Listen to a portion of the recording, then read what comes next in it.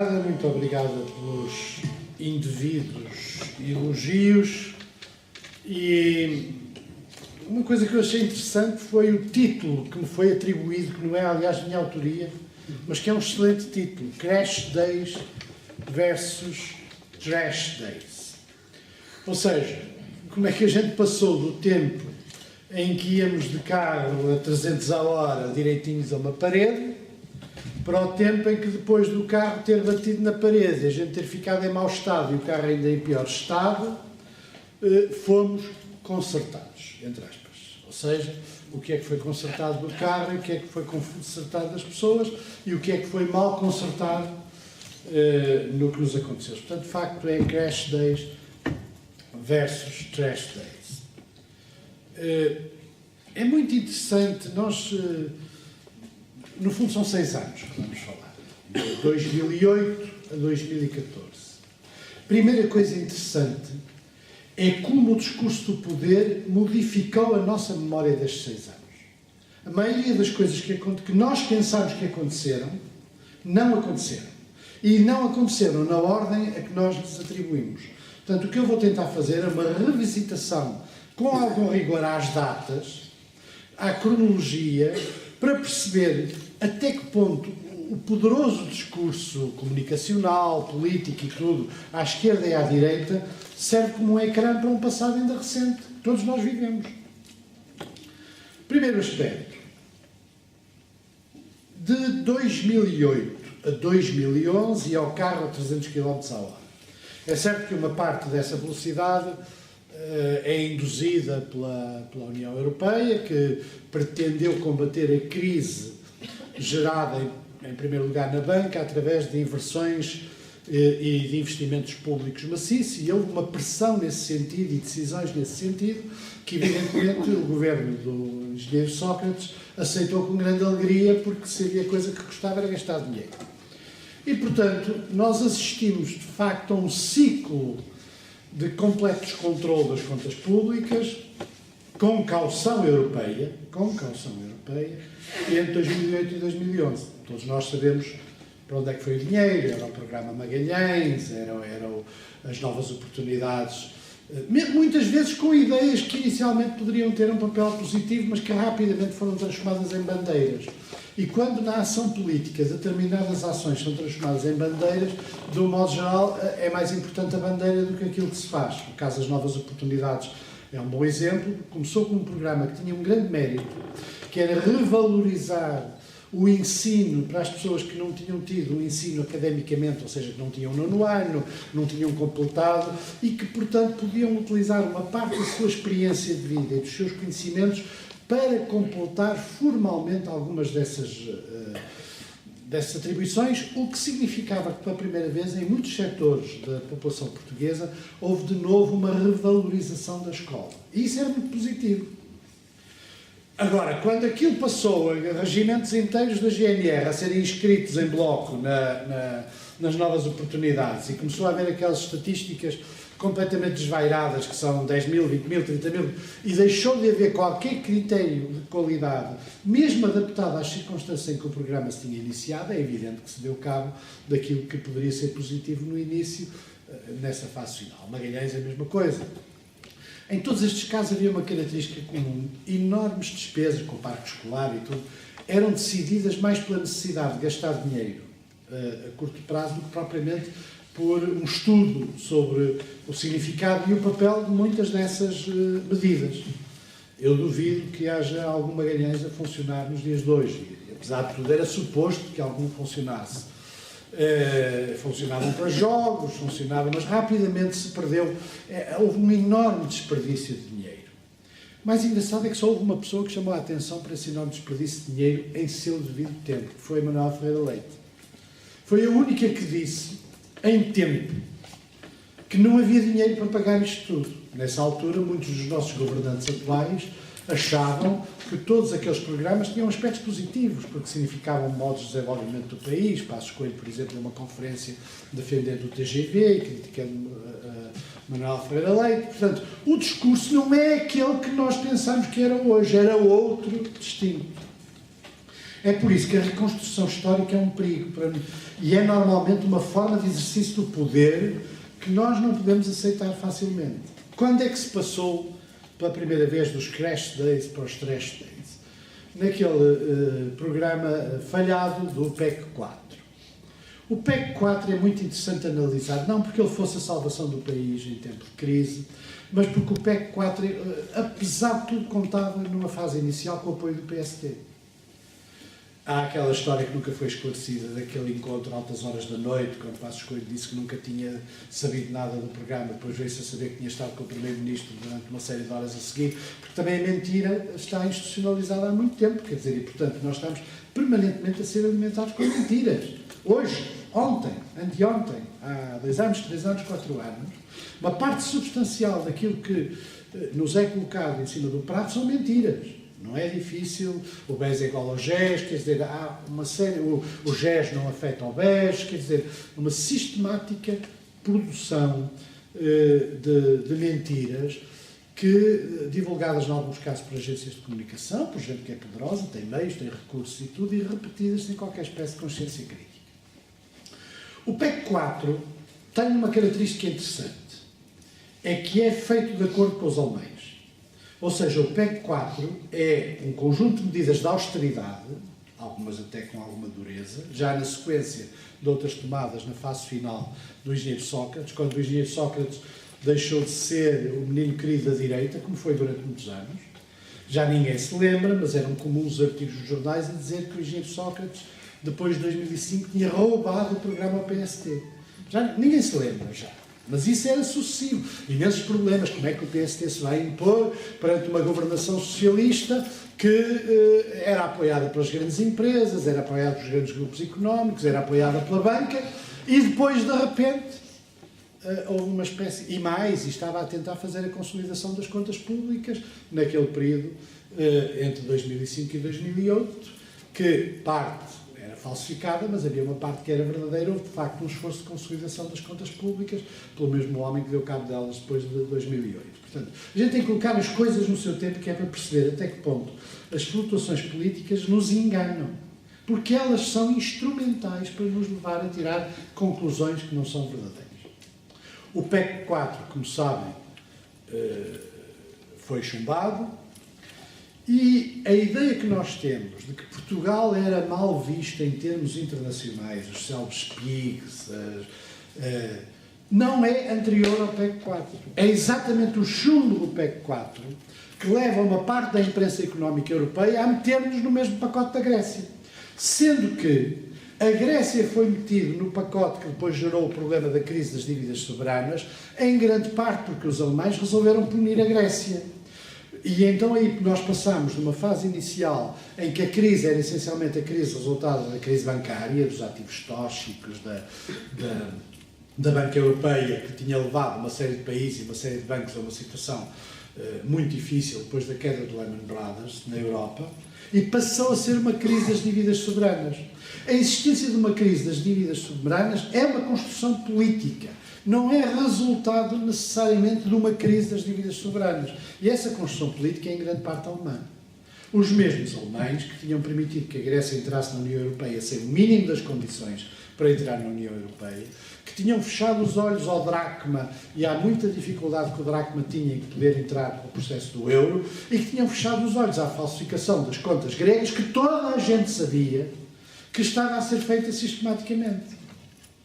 E é esta viragem, em grande parte da responsabilidade da Sra. Merkel, que tornou os gregos no alvo de todos os processos de pôr os PIGs na ordem, de pôr os tipos do Sul que gastam muito dinheiro e tudo na ordem, a que nós, depois do chumbo do PEC 4, fomos incluídos. Nós não estávamos na lista negra antes. Também já ninguém se recorda, mas a primeira intervenção da Sra. Merkel, depois do chumbo do PEC 4, foi um enorme puxão de orelhas em Passos Coelho. Já ninguém se recorda disso. Uma declaração pública, gravada, furiosa, porque tinha dado a Sócrates aquilo que ele pretendia, que era a caução alemã em relação ao PEC 4. Estas coisas hoje parecem arqueologia, mas não são. Porque o processo que se inicia a seguir é a crise governamental, portanto, com a queda do governo e as eleições, e o processo da Troika. E o processo da Troika também não é aquilo que nós pensamos que foi.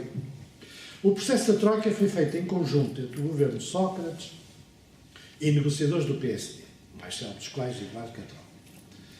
Foi um processo conduzido por um discurso que não era muito diferente dos dois lados. A Troika vai chegar a Portugal e o que é que vai fazer? Qual era o significado profundo do memorando? Era um memorando que já tinha em conta o falhanço grego, não sei se se recordam, tudo coisas que se diziam na altura.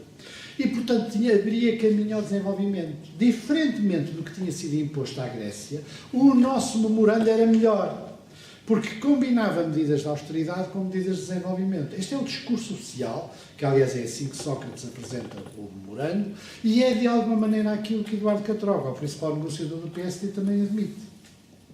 Claro que não estão os dois a ler o memorando da mesma maneira, mas estão a ler o memorando de uma forma bastante próxima. E se nós formos aos debates eleitorais que ocorreram já depois de haver o memorando da Troika, convém esquecer que as eleições que deram a vitória ao PSD e ao CDS ocorreram depois do memorando da Troika. Portanto, ninguém pode alegar que não sabia o que lá estava. Nem os socialistas, nem os sociais-democratas. Ambos sabiam. Por que razão é que Passos Coelho veio com aquela história de que a crítica ao PEC 4 é uma crítica contra a austeridade? A posição do PSD para chumbar o PEC 4 é que o PEC 4 impunha sacrifícios aos portugueses que não eram necessários. Bem, convém não esquecer isso. E daí o discurso eleitoral, nem pensar a haver cortes das pensões, nem pensar ao aumentos de impostos, ia-se apenas combater as gorduras do Estado. Tudo isto encaixa na época, não encaixa na nossa memória de hoje do que aconteceu. Mas na época encaixa. De tal maneira que nos primeiros meses do governo PSD de CDS, ninguém falava em austeridade. Quando é que se começou a falar em austeridade? Quando houve o primeiro vislumbre de que as coisas iam ser muito complicadas quanto ao déficit. E esse primeiro vislumbre é o corte de meio mês do subsídio de Natal, apresentado como a única medida que era necessária para pôr em ordem as finanças públicas. Também já ninguém se lembra. O corte do subsídio de Natal era o único e bastava. E esse foi o discurso com que foi apresentado à nação, exatamente. E a partir daí é que, em particular, o ministro Vítor Gaspar, que era um técnico conhecedor, se começou a perceber que isto de controlar os números do orçamento era muito mais complicado do que o que parecia. Primeiro porque as despesas das empresas públicas entraram para o chamado perímetro orçamental e, portanto, subitamente, o orçamento que tinha um determinado valor passou para um valor muito superior. Mas, na verdade, até então, não havia obrigação de as incluir no perímetro orçamental. Portanto, passou a ser muito mais difícil controlar o déficit. A tal ponto que, a um determinado momento, o ministro Vítor Gaspar, até então o discurso não é muito diferente do discurso inicial. O próprio memorando da Troika foi imediatamente revisto no sentido de que certas medidas não iriam ser aplicadas, a primeira das quais a extinção de municípios. Portanto, o próprio governo, desde o início, decidiu que havia aspectos do memorando que não aplicavam. Porque o memorando tinha sido feito por uma coisa, infelizmente, muito à portuguesa, apesar do FMI e da Troika, que é os tipos... Se as pessoas soubessem verdadeiramente o que se passa na governação, fugiam. O memorando da Troika foi resultado de uns senhores que vieram para Portugal e cujo conhecimento do país era completamente abstrato, que recebiam quem lhes pedia audiência. A Ordem dos Advogados foi lá e pediu umas coisas, a Ordem dos Médicos foi lá e pediu umas coisas, os grandes dos bancos chegaram lá e pediram umas coisas, e eles fizeram um agregado não inteiramente coerente da grande maioria das coisas que estavam previstas e leram esse agregado em função, principalmente, das posições do Fundo Monetário Internacional, que não eram exatamente as mesmas das outras partes. E é assim que foi feito o memorando. É por isso que o memorando, por exemplo, tem medidas de liberalização dos mecanismos das ordens, considerando que as ordens, como a Ordem dos Engenheiros, as ordens que controlam o acesso ao emprego, as ordens que têm, no fundo, um direito corporativo de acesso ao emprego, no caso da Ordem dos Médicos ou da Ordem dos Advogados, também lá está. Mas houve uma parte importante do memorando que ninguém pensou em aplicar. E o discurso sobre o memorando não é o que nós conhecemos hoje. Qual é a parte do memorando que começa a ser aplicada desde o início? E isso também é muito significativo. É a parte sobre legislação laboral. Muito antes de haver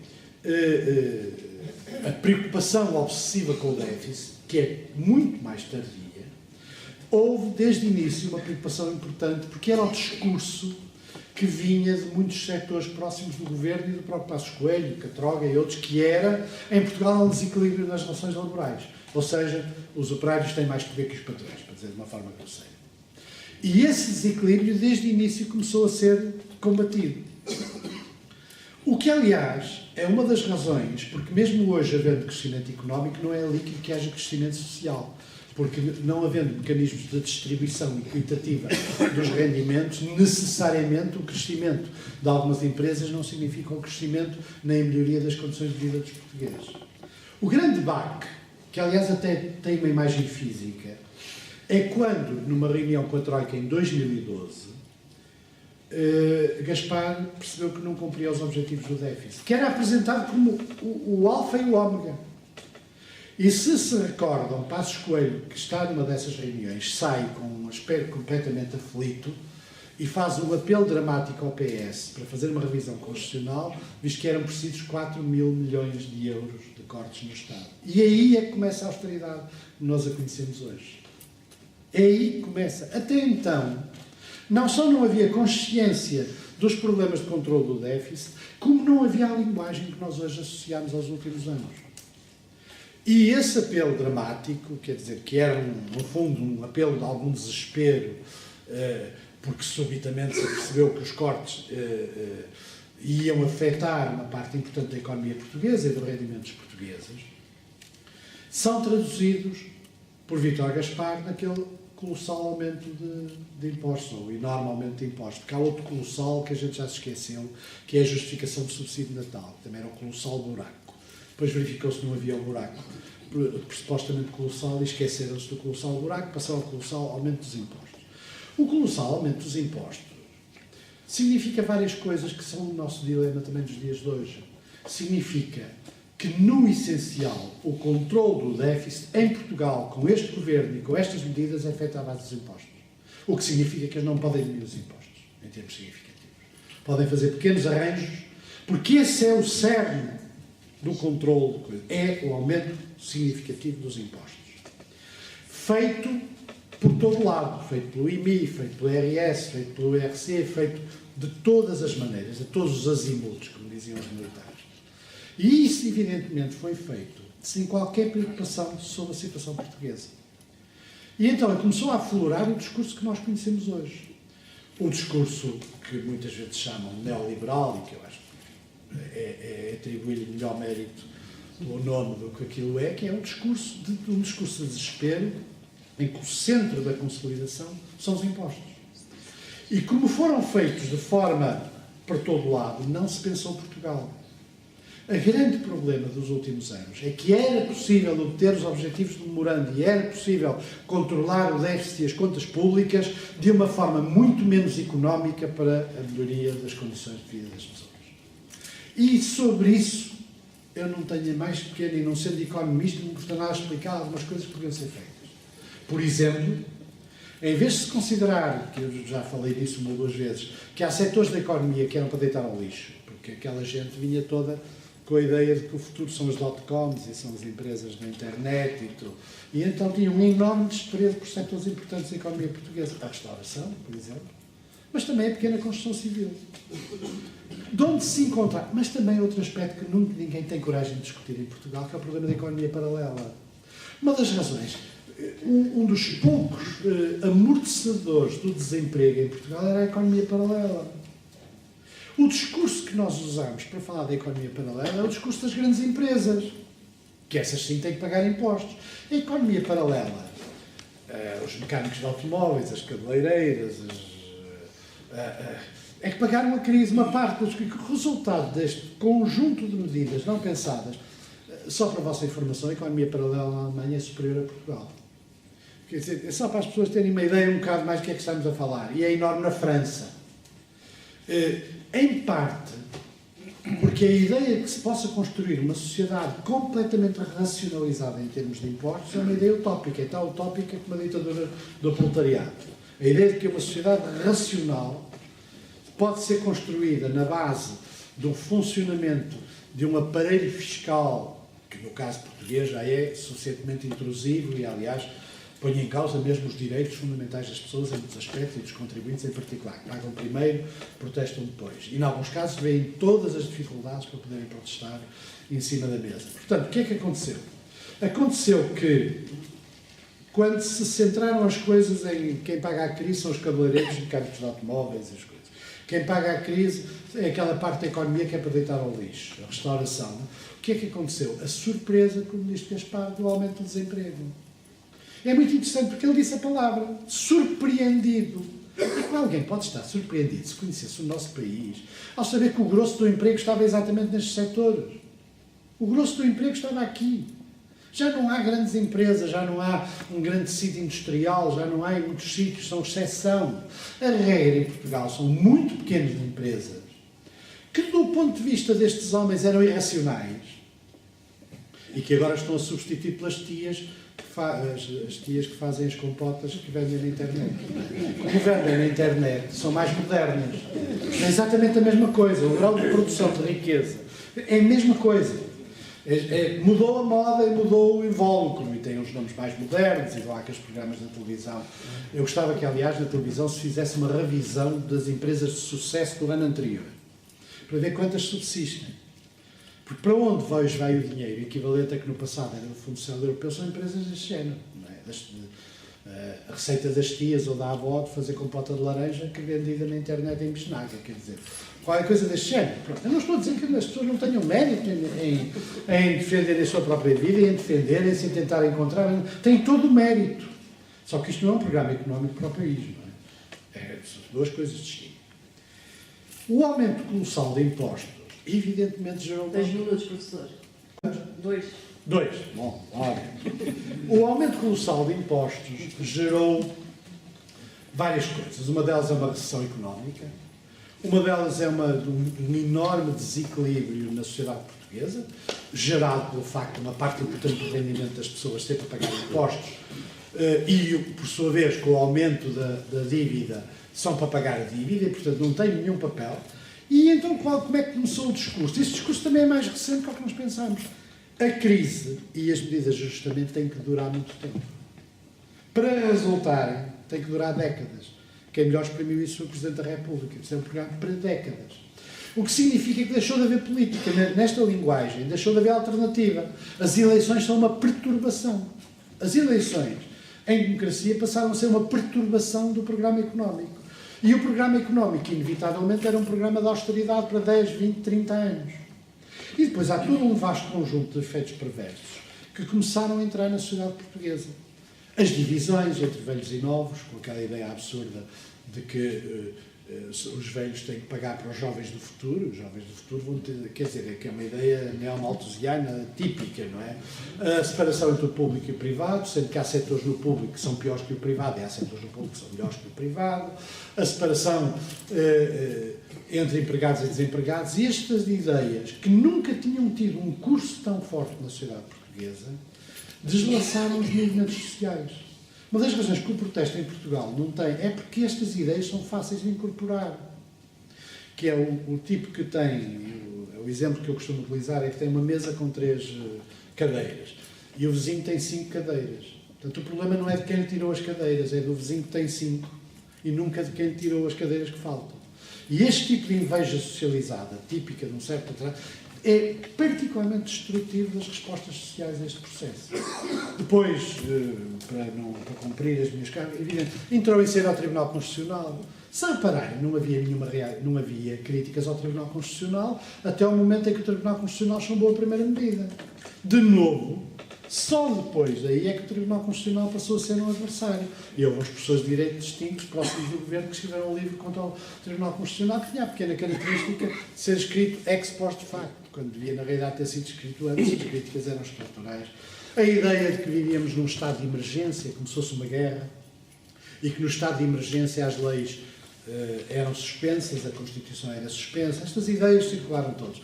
A ideia de que somos um protetorado da União Europeia, proclamada por um antigo ministro dos Negócios Estrangeiros, e, portanto, não temos capacidade autónoma, a ideia de que estávamos completamente dependentes de um derroado regar vindo de Bruxelas e por aí adiante. Bom, para concluir, qual é o estado atual depois do crash e do trash? É que o corpo do automobilista, o povo português, está particularmente avariado. Ou seja, e não tem força anímica para fazer aquilo que é preciso. Foi mal consertado, enganaram-se na operação, puseram-lhe um gancho num sítio onde não deviam pôr, e isso significa, particularmente a destruição da classe média, que é o elemento que significa que a sociedade portuguesa não tem tonos, não tem força para dar a volta, que nós gostamos de dizer. Porque o único setor que podia dar a volta era a classe média.